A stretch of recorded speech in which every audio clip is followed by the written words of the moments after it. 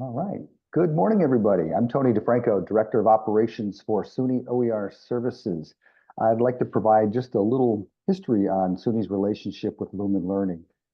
We partnered with Lumen back in 2012, and it's just been a very robust, ideal relationship and partnership. We're both united by a common goal of enhancing educational affordability and promoting student success. Our collaboration emphasizes widespread adoption of courses of OER to transform education throughout the Suny system. And since 2017, the formation of Suny OER services, we've served 59 of the 64 Suny campuses, and we couldn't have done that without the help of our partners at Lumen Learning and OLI. Together, we work to improve the infrastructure necessary for OER. We ensure that high-quality resources are accessible to both educators and students. And together, we focus on enhancing faculty development and empowering student achievement through modern, accessible educational tools. One person we have the pleasure of working very closely with through the partnership is Tori Matthews. Many of you know him. Tori is the Senior Executive Director of Partnerships at Lumen Learning, and he's former Suny faculty, so he knows his way around. He's got extensive experience and strong dedication to open education, and Tori's really been instrumental in advancing impactful OER initiatives throughout the Suny system. And again, we're very pleased to work with him. So at this time, I'll turn it over to you, Tori. Thanks, Tony. I'm just gonna grab a quick slide here.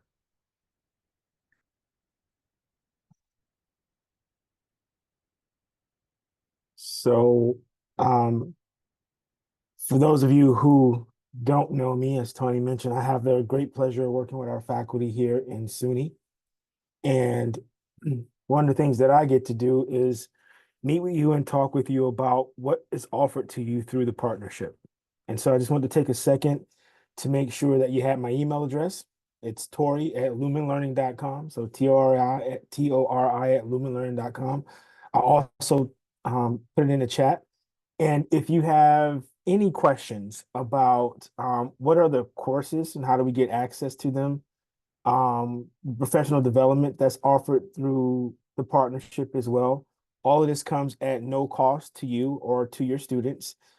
Feel free to reach out to me. I also include Daysha's email as well. And I don't want to take any more of Daysha's time. I just wanted to make sure that I got a chance to introduce myself, and whatever your question may be about the partnership, I'm a great point of contact. So Tori@lumenlearning.com, just shoot me an email. Any concerns, you want to talk about it, just found out more about it, that's what I'm here to do. So I'm going to turn it over to Daysha Jackson-Sanchez, who's one of our VPs at Lumen Learning, and she's going to give a little bit of overview about how equity is considered in terms of when designing our courseware and our platforms. Daysha, it's all yours. Thank you, Tori. I am actually going to share my screen, if I may. Hold on.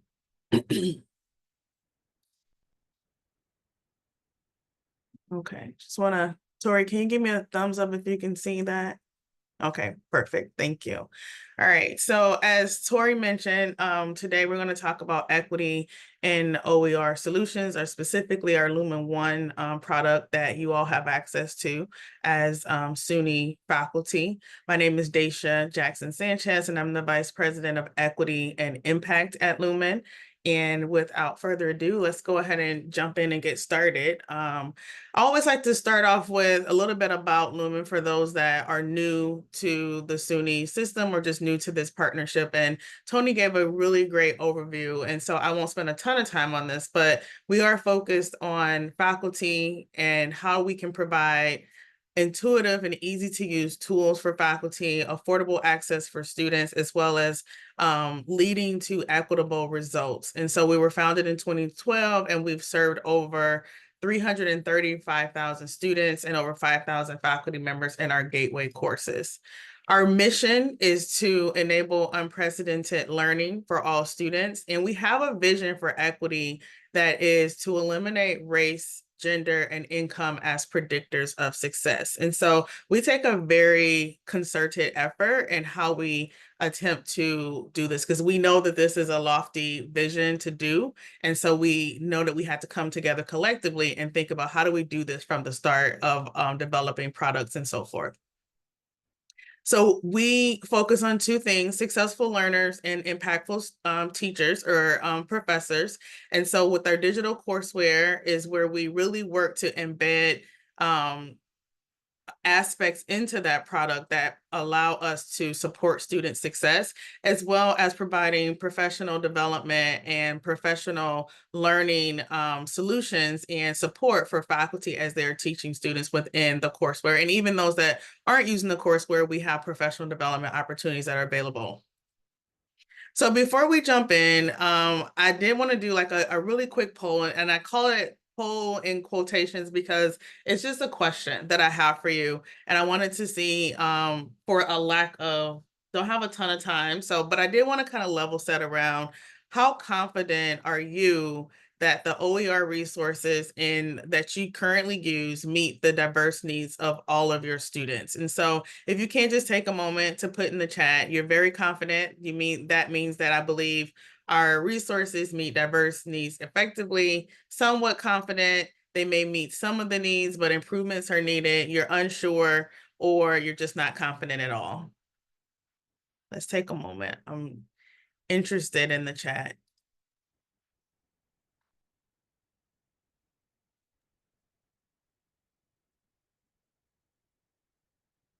So a lot of unsure, not confident. Okay. Tony is a 1. That's good to see. Awesome, Angela, that you like to see that, make sure that your instruction makes up for it. And so that's a really nice comment. I appreciate that because we really try to support faculty in that way and the resources that we provide as well. So thank you for that. All right, so if others are still thinking about it, feel free to drop your number or your comments in the chat. So what do we mean when we say developing equitable products or equitable OER solutions? And so when you think about equity, it really falls into three buckets. And these are the three buckets that we paid attention to. Because I don't have a ton of time, I'm not going to go into all the details of our equitable approach. However, mindset, process, and tools are the essential elements to consider. And so when you're thinking about developing something from an equitable standpoint, it's really important that your mindset, or those that are developing the product or even using the product, have the mindset of coming from an asset-based lens. It is anti-racist, trauma-informed. All of these different things are really important from a mindset perspective in investigating how your biases and different things may be impacting the development or the use of certain products and technology. There's also the process. And so we are really focused on co-creation. So how do we engage underrepresented groups and students into our development process, identifying root causes of things that and not really focusing on just the symptoms of things. It's really like, what is really causing some of the challenges that our students face, and what are the systemic issues that surround that, and then how can we actually help to dismantle those, and making sure that we are following an iterative process, because we know that we're not going to get it exactly right from the beginning. So we're continuously learning, continuously upgrading as we learn and as we get input from the users of our particular products. And so then there's also tools that you can use. So there's frameworks around like mindset development and just ensuring that you're focusing on the right things in the development process. And there's also frameworks around how to actually implement equity throughout. And so the thing that I'm going to focus on primarily in our time here is the tool. And so we have a tool that we've used. I'm going to walk through and show you specifically some ways in which it has impacted our design process. So a couple of things that you'll see that I'll highlight are language selection, different scenarios, case studies, and data sets, and the choices that and how choices impact the student engagement with the product, as well as inclusion and belonging through affirmations, and how we're bringing joy into the content to help highlight the different cultures that our students represent.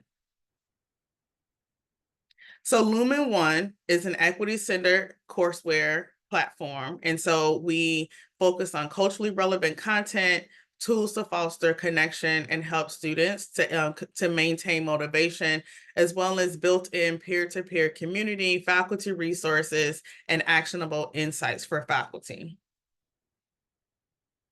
So the tool that I mentioned here is our Equity Center courseware rubric. And so our goal with the rubric was and still is to have a consistent way that we are developing and assessing the equitable or equity centeredness and culturally relevant aspects of our content as well as our courseware.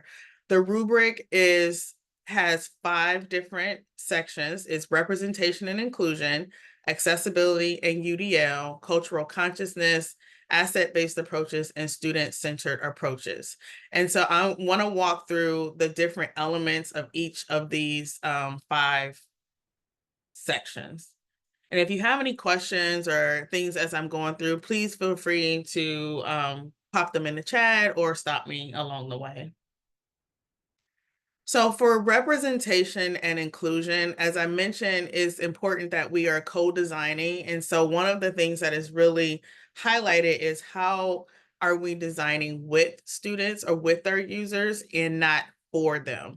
And so making sure that their voices and their experiences are really rising to the top in how we decide what to develop and how it actually is going to look. And so we do that through feedback sessions. We actually had, when we first started to develop Lumen 1, we had user testing centers, and one of them was in at an institution within the Suny system, where we really were engaging hand in hand with students to give us the insights and make sure that their experience was really guiding our development work.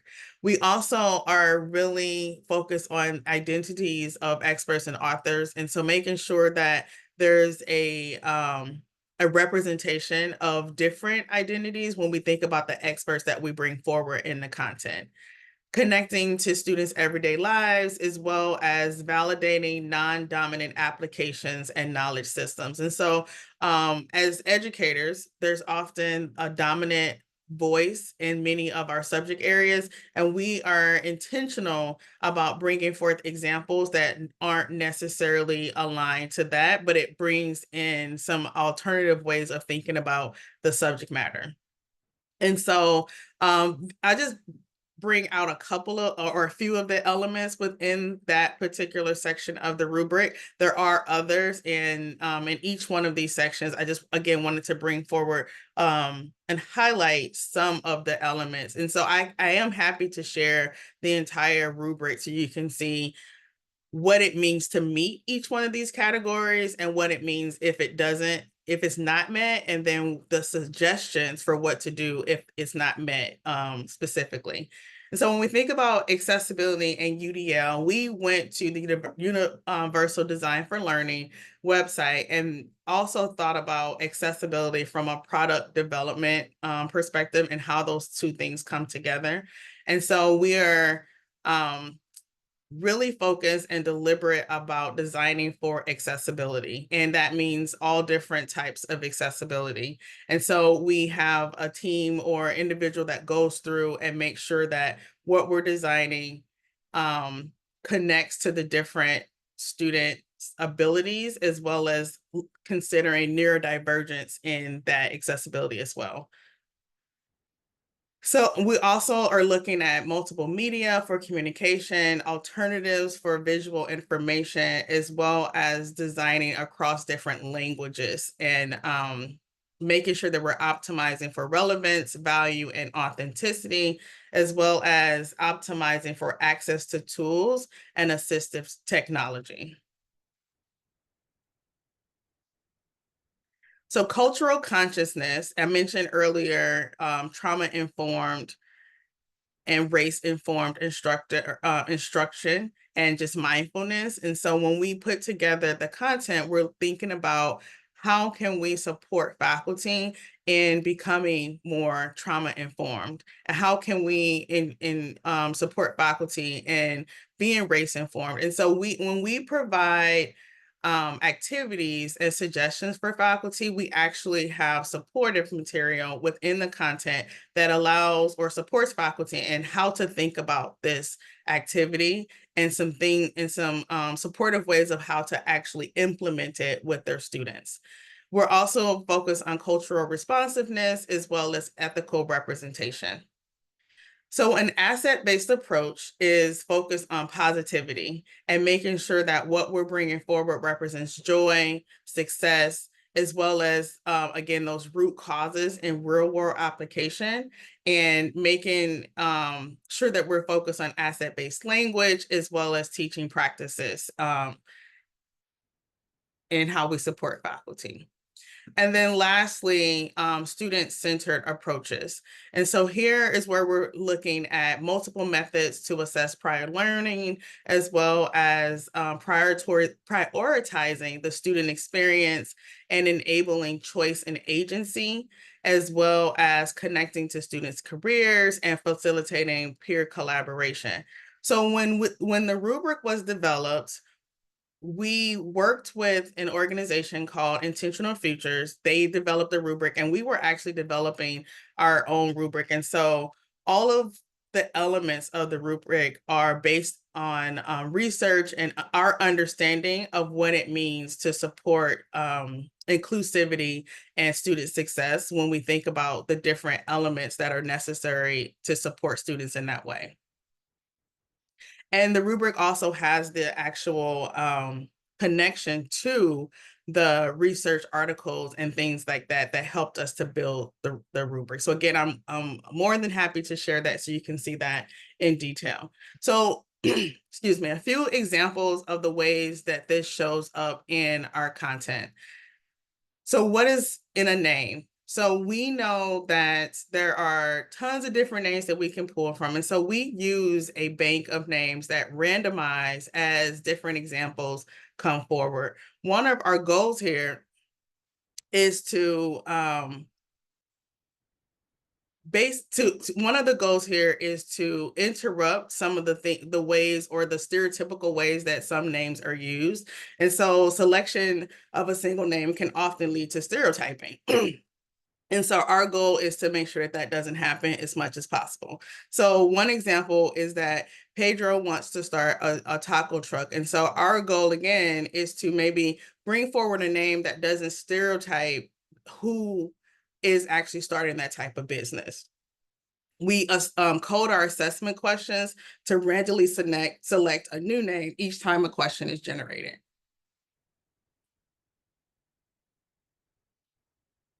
And excuse me, we include common names from various countries, minoritized groups, cultures, and influential modern people.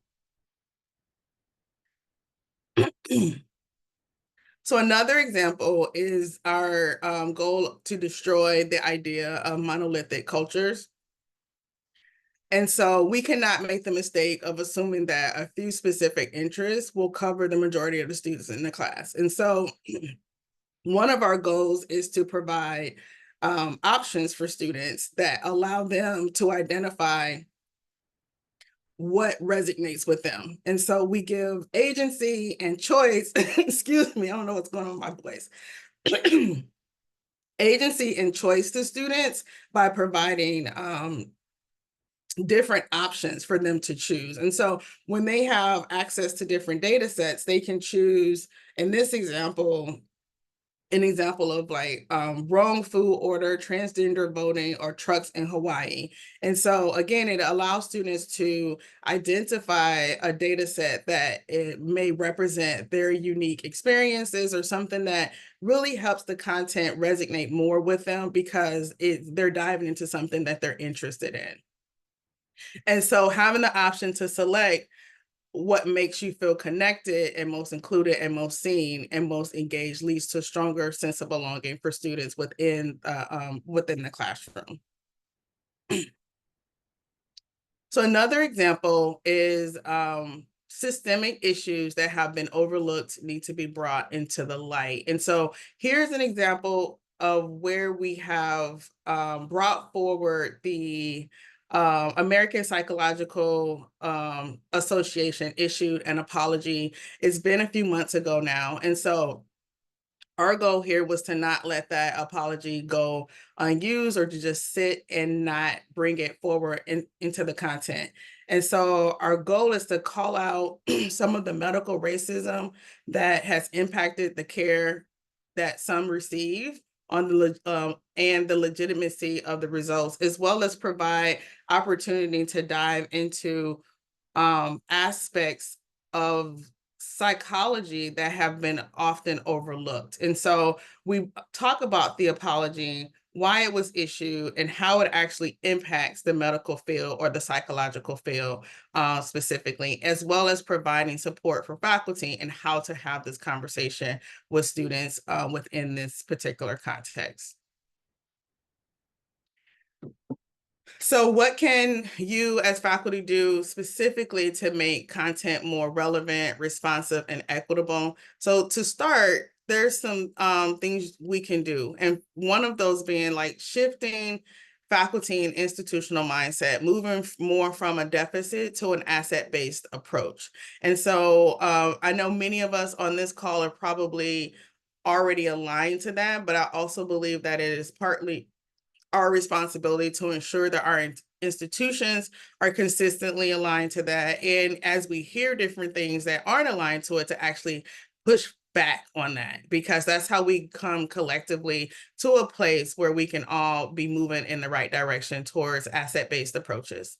Work to understand the larger system in the context at play. So there are often things that are impacting the way students are showing up in our classrooms. And many of those things are invisible or things that we don't necessarily know firsthand or offhand, but making space to allow students to share, as well as just being cognizant of the system that is at play with that may be impacting our students. Truly listening to and centering the student experience is also important, as well as being sure to use inclusive language at all times, and disaggregating student data at the course level as well as the institutional level. What this allows us to do is really see, are there inequitable outcomes taking place amongst our students? And if so, that will help guide where some of the specific actions need to take place in order to support that. And then some other considerations are incorporate readings and multimedia content into to highlight the contributions and achievements of historically marginalized groups. Providing flexible assessment options are some ways in which you might consider equity and how it shows up in the classroom. Involve students in the curriculum development process. And one of the things that we do in our professional learning platform, or our Lumen circles, is talk to faculty about the evidence-based practice of pedagogical partnerships and how you might include students from the beginning. And that is one of the sure ways to bring in diverse voices, is to include a group of diverse students in the development process. And this can be as small as having students give feedback on an assignment, or as large as having them create the assignment from scratch. And so it just depends on your comfort level, the course or subject that you're teaching, and how much you want to involve students. And you may want to start small and then consider engaging them on larger scales as you become more comfortable with that concept. And then engage in ongoing professional development is something else that is really important to make sure, as I mentioned, when we think about equity and engaging with it at Lumen, we are continuously learning. This is a continuous learning process. So the more that we can engage with other professionals, learn more, the better we become in this space, in understanding how equity impacts our work and how we can infuse it in a way that is most beneficial for students. So I did want to leave some time to see if there's any questions or comments or thoughts that anybody wants to bring forward. I'm looking in the chat. So where can we find the rubric online? It's not currently online. It is something I would have to provide a link for. I can embed the link in the slides, and then I will have the slides added. I will make sure that the slides are available. Then it can be accessed that way. Any other comments, questions?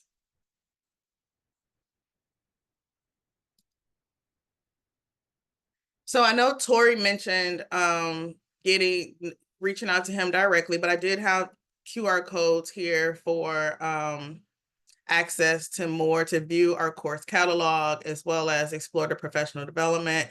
And you may want to ignore this, schedule a demo and talk directly to Tori. However, if you wanted to just learn more about what's available, these links will take you directly there.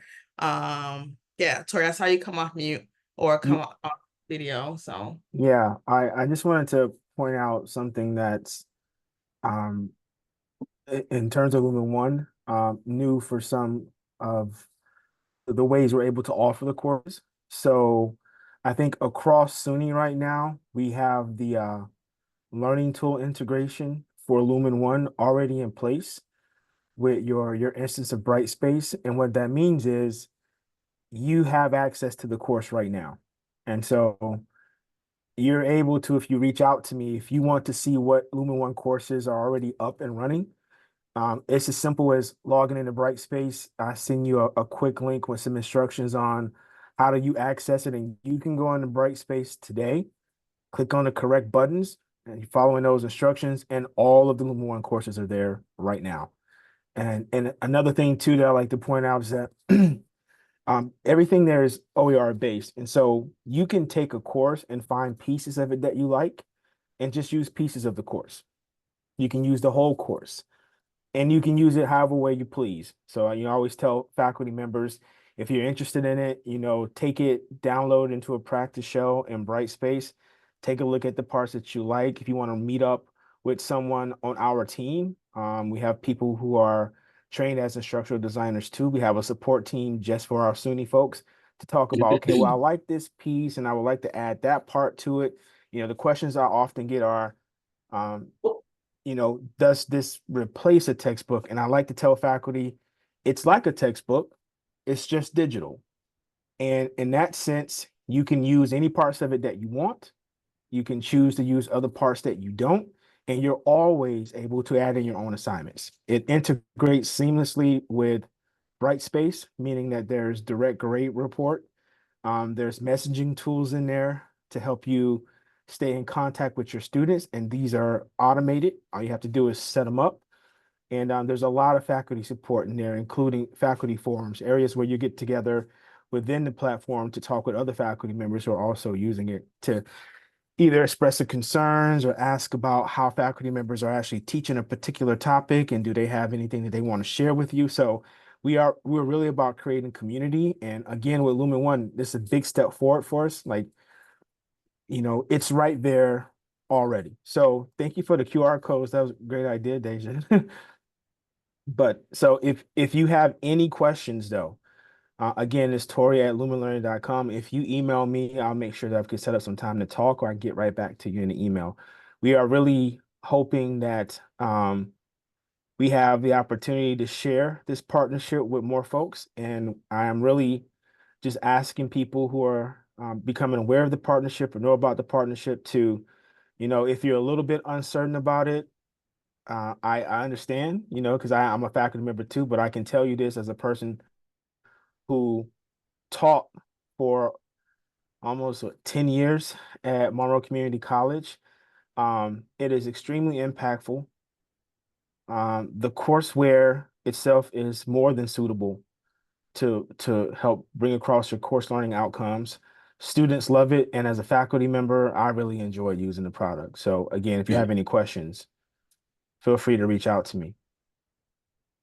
Thank you, Tori. And my intention or hope was to bring forward one of the things that is really important to us as we develop the courseware and the content is that we are really focused on the diversity of the students that are engaging with our product and how we're really taking a deliberate effort at ensuring that what we develop resonates with them, as well as how we support faculty in delivering that content, because some of this may be new to a lot of faculty. And so it's important for us to make sure that we aren't just creating something and throwing it out there without supporting you along the way. Absolutely. I think that's a really important point. Speaking from the perspective of a faculty member who used this, one of the things that I appreciate about it, Lumen, is that there was responsiveness. And it was very different from what my experience was with large publishers and textbooks.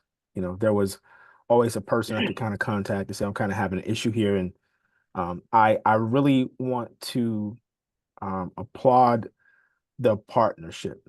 I think that that word is I don't the breadth of it, the depth of it in terms of what it means here is really significant because we are Lumen is partnered with Suny, but there are so many other people that are a part of this partnership. So it's not just Lumen Courseware. We have the online learning initiative out of Carnegie Mellon and their Taurus platform. They have amazing courses in chemistry. They have amazing courses in like introductory courses for students who are coming into college.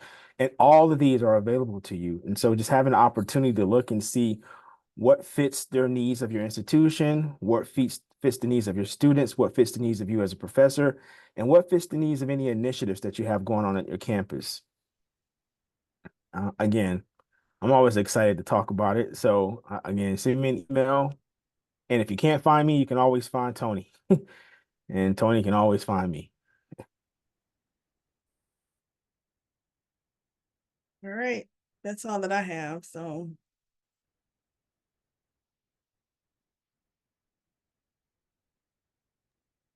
Well, thank you very much.